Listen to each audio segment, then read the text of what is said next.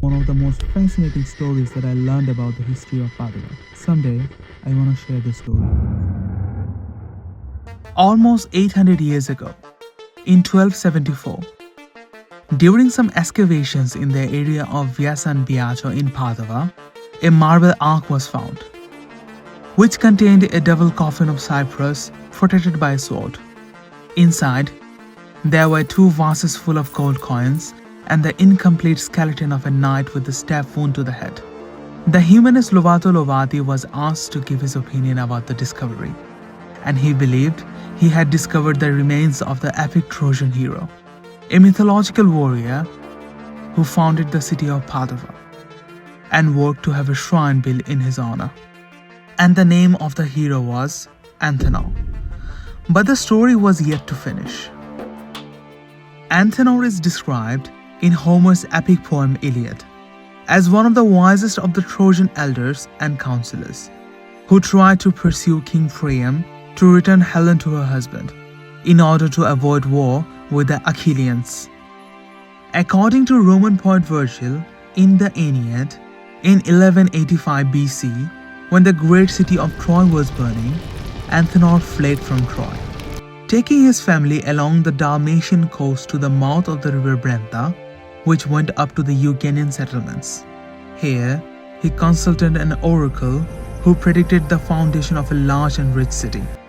To find the exact place to settle, he would have to shoot an arrow at some flying birds, and where the dying bird would fall, the city would have been born. And that's how the city of Patavium was created, which we know as Padova. The legend of Antenor was always connected to the creation of Padova. So when that marble arch was found, it marked connected to the legend almost immediately for many reasons.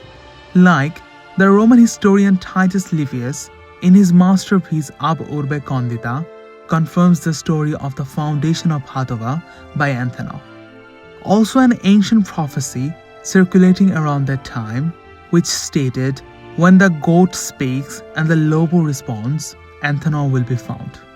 The master builder who had made the discovery of the remains was called Capra, which means goat in Italian, and the lobo, which meant the wolf in Venetian dialect, was identified with Lovato himself. Therefore, the letter sided in favor of the originality of the find and supported the thesis of belonging to Antenor. The tomb of Antenor is made up of medieval-style mausoleum, probably built by Leonardo Boccalega. Lovato Lovati engraved a poem on the west side of the arch, which reads, "The glorious Antenor, a voice aimed at the peace of the homeland. He escorted here the escape of Aeneas and the Trojans. He drove out Euganei, founded the city of Padova. A mansion made from humble marble keeps it here." Near the tomb of Antenor, Lovato Lovati made a minor arch where he thought he would rest in peace near the founding father of Padova.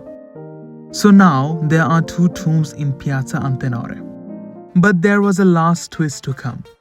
In 1985, the tomb was opened to carry out restoration work.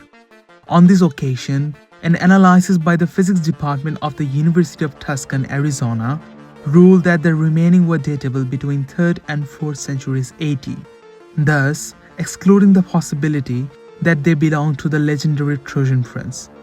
It was also estimated the remaining probably belonged to a wealthy Germanic or Hungarian warrior killed in battle. But still, the tomb of Antenor bears the history of Padova and keeps the legend alive. So every time I pass by the tomb, I wonder if someday the real tomb of Antenor will be discovered.